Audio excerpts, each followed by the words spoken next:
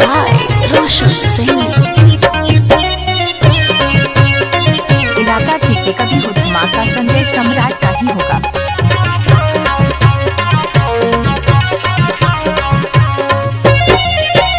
नीमक रोटी खिलाइबो हो पिया, प्यार करबो भरपूर, बाकी जइहन दूर।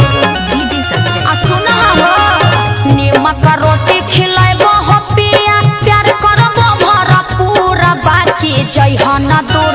परबल बेचे जयबै महवतपुर, ये राजा मत रह दूर।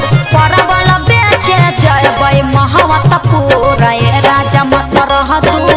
लगलौ नानो करिया धनिया, हिलियौ हम मजबूर, एही से जइबौ दूर। अरे मत जाओ, लगलौ नानो करिया धनिया, हिलियै हम मजबूर, कमाए ले जइबौ दूर। परवल बेचे जइहे न भागलपुर, कमाए ले जइबौ दूर।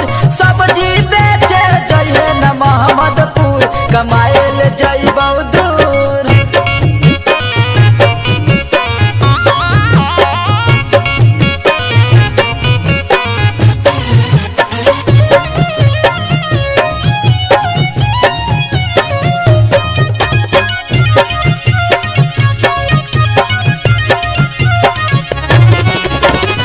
ईटा बालू ढोबै मनरेगा में कमाएबै, सतुआ रोटी खैबै, बाकी जिंदगी साथ बिताएबै।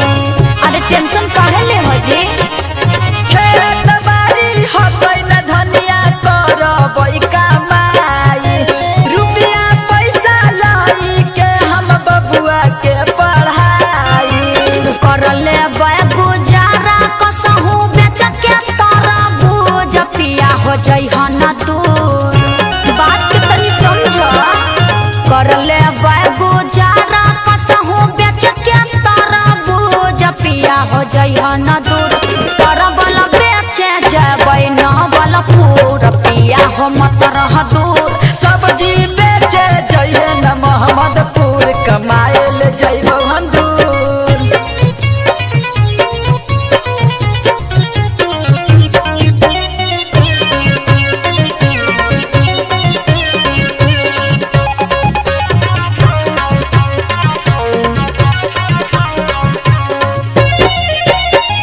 करी के मजूरी पिया, पाल लेबै पेट जी।